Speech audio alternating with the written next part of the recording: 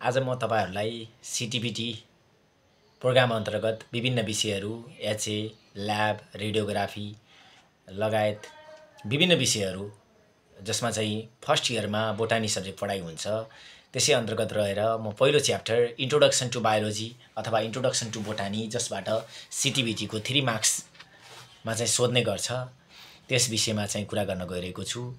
सर्वप्रथम त बायोलोजी हो भन्नेको कुरा बुझ्नुपर्छ। बायोलोजी भनेको के हो त भन्दाखेरि यो एउटा साइन्सको ब्रान्च हो। It is the branch of science which deals with the study of plants and animals. Plants र एनिमल्सको बारेमा हामी पढ्छौं भने बिरुवाहरूको बारेमा जनावरहरूको बारेमा हामी अध्ययन गर्छौं भने हामी त्यसलाई के भन्छौं त भन्दाखेरि बायोलोजी भन्छौं है। The branch of science which deals with the study of plants and animals is called biology.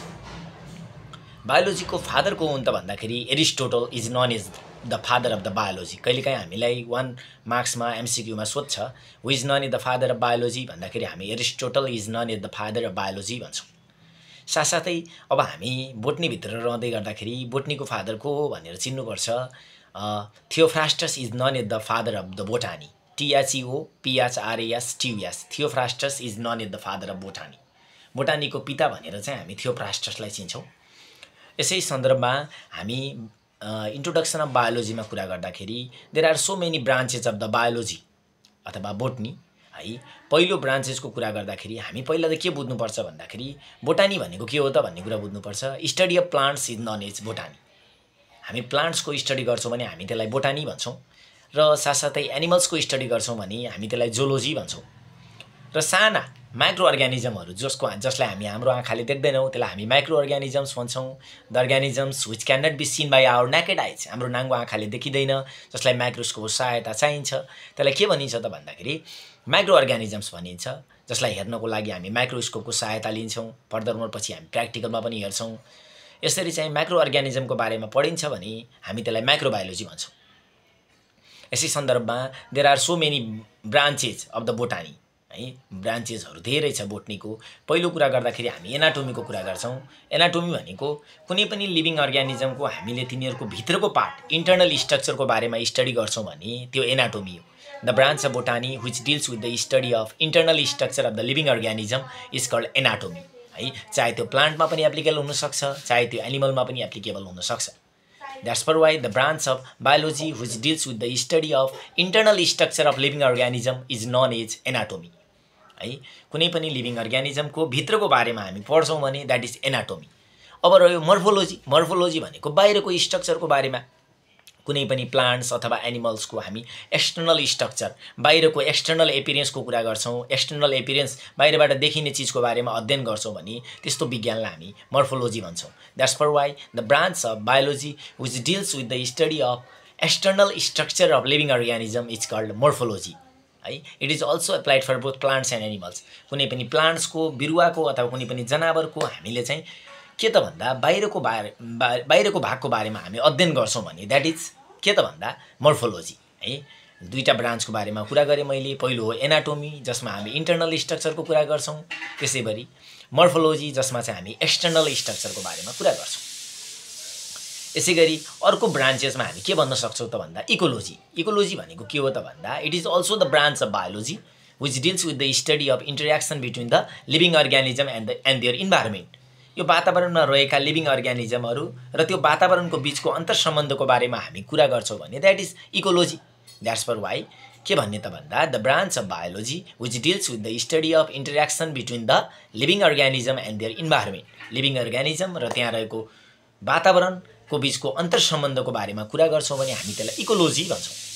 त्यसैगरी अर्को ब्रान्चको कुरा गर्दा ट्याक्सोनोमी।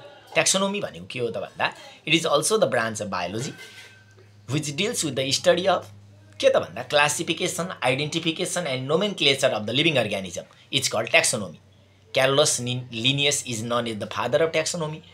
ट्याक्सोनोमीको पिता को हुन् त भन्दा क्यारोलस लिनियस हुन्। ट्याक्सोनोमी भनेको के हो त भन्दा तीनटा कुराको बारेमा हामी पढ्छौं भने त्यसलाई हामी ट्याक्सोनोमी भनिन्छ। यो पनि एउटा बायोलोजीको ब्रान्च हो।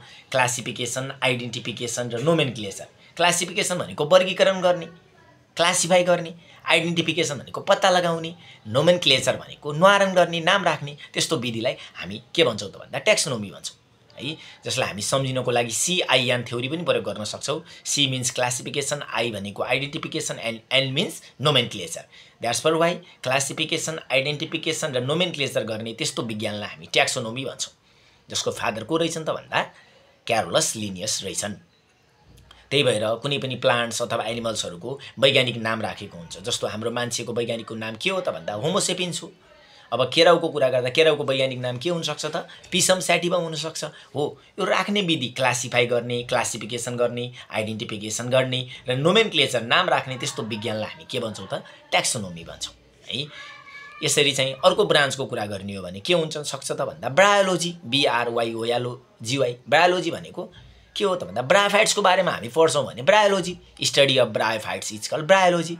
ब्रायोफाइट्स भनेका के हुन् त भन्दाखेरि मोइस्ट ठाउँमा, ड्याम्प प्लेसमा, चिसो ओसिलो ठाउँमा पाइने त्यस्ता प्लान्ट्सहरूलाई ब्रायोफाइट्समा राखिन्छ। यिनीहरूलाई हामी एम्फिबियन प्लान्ट्स पनि भन्छौँ। एम्फिबियन प्लान्ट्स किन भनिन्छ त भन्दा because they require water for fertilisation. Fertilisation गर्नको लागि के चाहिन्छ त? वाटर चाहिन्छ।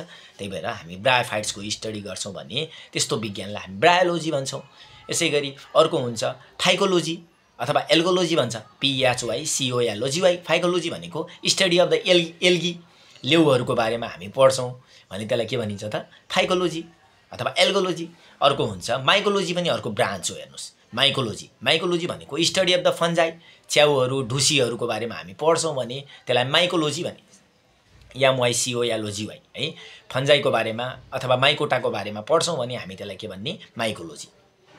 एल्गीको बारेमा पढ्छौँ भने फाइकोलोजी अथवा एल्गोलोजी है। फन्जाईको बारेमा पढ्छौँ भने माइकोलोजी। त्यस्तै गरी अघि पनि भने मैले ब्रायोफाइटको बारेमा पढ्छौँ भने ब्रायोलोजी। अर्को हुन्छ टेरिडोलोजी, PTERIDOLOGY। टेरिडोलोजी भनेको के त भन्दा टेरिडोफाइट्सको बारेमा पढ्छौँ। उन्यो न्युरो तपाईँहरूले देख्नुभयो होला, गाउँघरमा खानुभयो है, त्यस्ता न्युरोहरू, फन्डहरूको बारेमा पढ्छौँ भने द्याट इज टेरिडोलोजी। टेरिडोफाइट्सको बारेमा हामी पढ्छौँ भने त्यो पनि एउटा बोटनीको ब्रान्च हो, त्यसलाई टेरिडोलोजी भनिन्छ। अर्को हुन्छ लाइकेन्स है। लाइकेन्स भनेको के हो त भन्दा lichens are the symbiotic association of algae and fungi. Algae र फन्जाई मिलेर लाइकेन्स बन्छ। Lichens are also known is the bio indicator of air pollution. Air pollution भएको ठाउँमा लाइकेन्स बस्दैन। तपाईँहरूले वन जङ्गलतिर जानुभयो, धुवा धुलो रहित ठाउँमा जानुभयो भने रुखमा चेप्टेर टाँसेर बसेको पनि हुन्छ लाइकेन्स है। लाइकेन्सको बारेमा हामी पढ्छौँ भने लाइकेनोलोजी भनिन्छ है। आज मैले तपाईँहरूलाई केही ब्रान्चेस अफ बायोलोजीको बारेमा अथवा ब्रान्चेस अफ बोटनीको बारेमा कुरा गरेँ। This much for today. Thank you.